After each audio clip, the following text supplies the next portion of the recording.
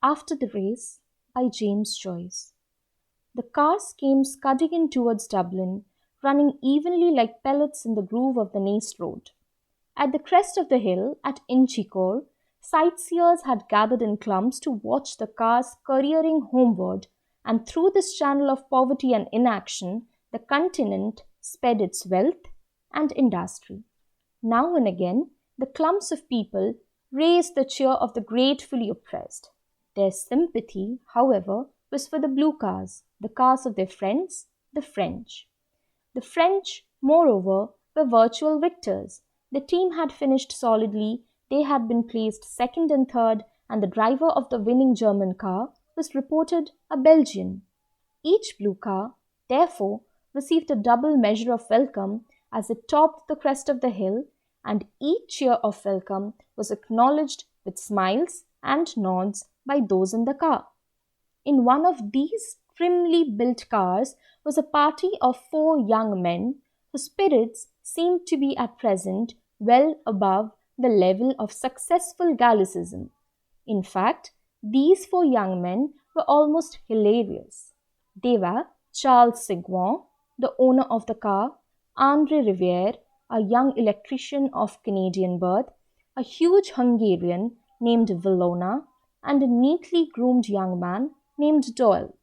Seguin was in good humour because he had unexpectedly received some orders in advance. He was about to start a motor establishment in Paris, and Rivière was in good humour because he was to be appointed manager of the establishment. These 2 young men, who were cousins, were also in good humour because of the success of the French cars. Villona was in good humour because he had had a very satisfactory luncheon, and besides, he was an optimist by nature. The 4th member of the party, however, was too excited to be genuinely happy. He was about 26 years of age, with a soft, light brown moustache and rather innocent-looking grey eyes. His father, who had begun life as an advanced nationalist, had modified his views early. He had made his money as a butcher in Kingstown, and by opening shops in Dublin and in the suburbs, he had made his money many times over. He had also been fortunate enough to secure some of the police contracts, and in the end, he had become rich enough to be alluded to in the Dublin newspapers as a merchant prince. He had sent his son to England to be educated in a big Catholic college, and had afterwards sent him to Dublin University to study law. Jimmy did not study very earnestly and took to bad courses for a while. He had money and he was popular, and he divided his time curiously between musical and motoring circles. Then he had been sent for a term to Cambridge to see a little life. His father, remonstrative but covertly proud of the excess, had paid his bills and brought him home. It was at Cambridge that he had met Seguin. They were not much more than acquaintances as yet, but Jimmy found great pleasure in the society of one who had seen so much of the world and was reputed to own some of the biggest hotels in France. Such a person, as his father agreed, was well worth knowing, even if he had not been the charming companion he was. Villona was entertaining also, a brilliant pianist, but unfortunately very poor. The car ran on merrily with its cargo of hilarious youth. The 2 cousins sat on the front seat. Jimmy and his Hungarian friend sat behind. Decidedly, Villona was in excellent spirits. He kept up a deep bass hum of melody for miles of the road. The Frenchmen flung their laughter and light words over their shoulders, and often Jimmy had to strain forward to catch the quick phrase. This was not altogether pleasant for him, as he had nearly always to make a deft guess at the meaning and shout back a suitable answer in the face of a high wind. Besides, Villona's humming would confuse anybody. The noise of the car, too. Rapid motion through space elates one. So does notoriety, so does the possession of money. These were 3 good reasons for Jimmy's excitement. He had been seen by many of his friends that day in the company of these continentals. At the control, Seguin had presented him to one of the French competitors, and in answer to his confused murmur of compliment, the swarthy face of the driver had disclosed a line of shining white teeth. It was pleasant, after that honour, to return to the profane world of spectators amid nudges and significant looks. Then, as to money, he really had a great sum under his control. Seguin perhaps would not think it a great sum, but Jimmy, who in spite of temporary errors was at heart the inheritor of solid instincts, knew well with what difficulty it had been got together. This knowledge had previously kept his bills within the limits of reasonable recklessness, and if he had been so conscious of the labour latent in the money, when there had been question merely of some freak of the higher intelligence, how much more so now, when he was about to stake the greater part of the substance. It was a serious thing for him. Of course, the investment was a good one, and Seguin had managed to give the impression that it was by a favour of friendship the mite of Irish money was to be included in the capital of the concern. Jimmy had a respect for his father's shrewdness in business matters, and in this case it had been his father who had first suggested the investment. Money to be made in the motor business, pots of money. Moreover, Seguin had the unmistakable air of wealth. Jimmy set out to translate into day's work that lordly car in which he sat. How smoothly it ran! In what style they had come careering along the country roads! The journey laid a magical finger on the genuine pulse of life, and gallantly the machinery of human nerves strove to answer the bounding courses of the swift blue animal. They drove down Dame Street. The street was busy with unusual traffic, loud with the horns of motorists and the gongs of impatient tram drivers. Near the bank, Seguin drew up, and Jimmy and his friend alighted. A little knot of people collected on the footpath to pay homage to the snorting motor. The party was to dine together that evening in Seguin's hotel, and meanwhile Jimmy and his friend, who was staying with him, were to go home to dress. The car steered out slowly for Grafton Street while the two young men pushed their way through the knot of gates. They walked northward with a curious feeling of disappointment in the exercise, while the city hung its pale globes of light over them in a haze of summer evening. In Jimmy's house, this dinner had been pronounced an occasion. A certain pride mingled with his parents' trepidation, a certain eagerness also to play fast and loose, for the names of great foreign cities have at least this virtue. Jimmy, too, looked very well when he was dressed, and as he stood in the hall, giving a last equation to the bows of his dress tie, his father may have felt even commercially satisfied at having secured for his son qualities often unpurchasable. His father, therefore, was unusually friendly with Villona, and his manner expressed a real respect for foreign accomplishments.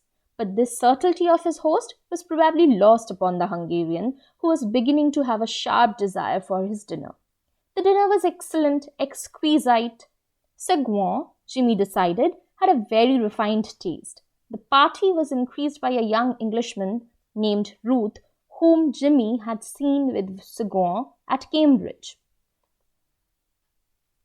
The young men supped in a snug room lit by electric candle lamps. They talked volubly and with little reserve. Jimmy, whose imagination was kindling, conceived the lively youth of the Frenchman twined elegantly upon the firm framework of the Englishman's manner. A graceful image of his, he thought, and a just one.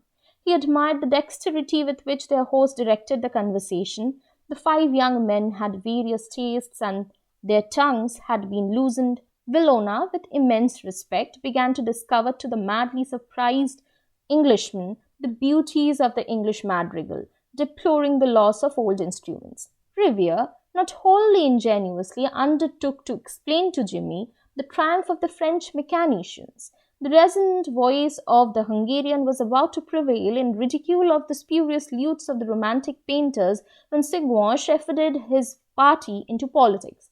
Here was congenial ground for all. Jimmy, under generous influences, felt the buried zeal of his father wake to life within him. He aroused the torpid Ruth at last.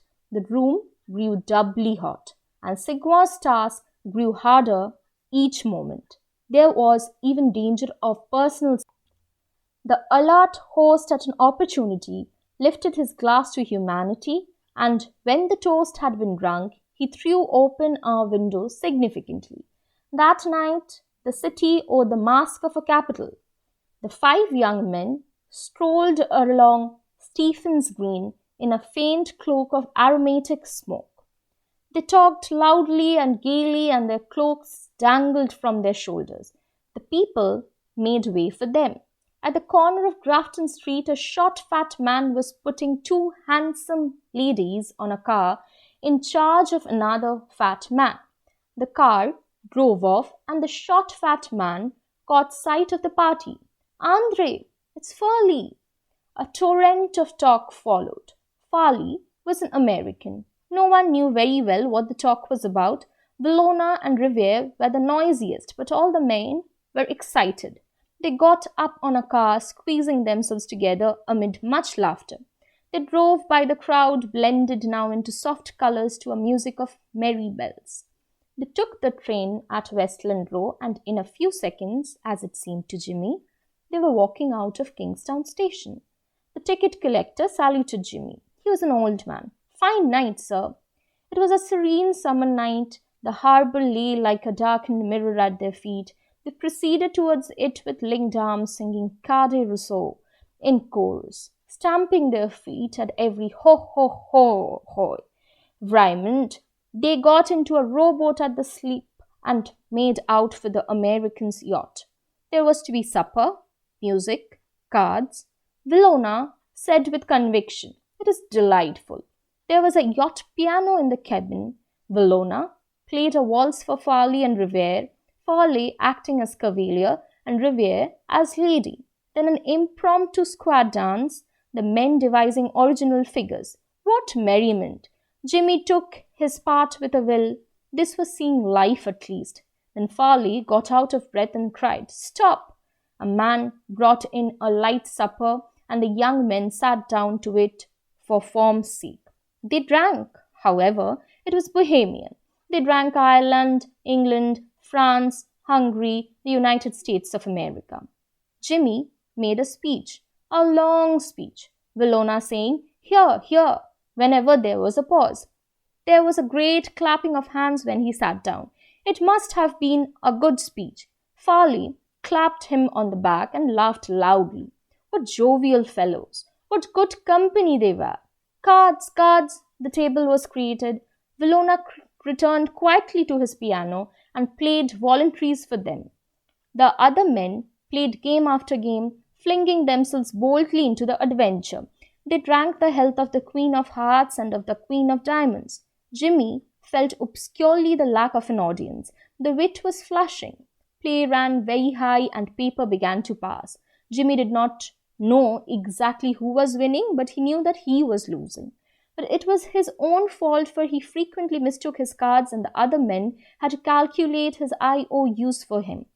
They were devils of fellows, but he wished they would stop. It was getting late. Someone gave the toast of the yacht, the Ballet of Newport, and then someone proposed one great game for a finish.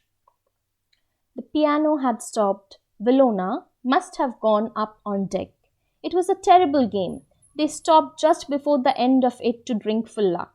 Jimmy understood that the game lay between Ruth and Sigmund. What excitement! Jimmy was excited too. He would lose, of course. How much had he written anyway? The men rose to their feet to play the last tricks, talking and gesticulating. Ruth won. The cabin shook with the young men's cheering, and the cards were bundled together. They began then to gather in what they had won. Farley and Jimmy were the heaviest losers. He knew that he would regret in the morning, but at present he was glad of the rest, glad of the dark stupor that would cover up his folly. He leaned his elbows on the table and rested his head between his hands, counting the beats of his temples. The cabin door opened, and he saw the Hungarian standing in a shaft of grey light. "Daybreak, gentlemen,"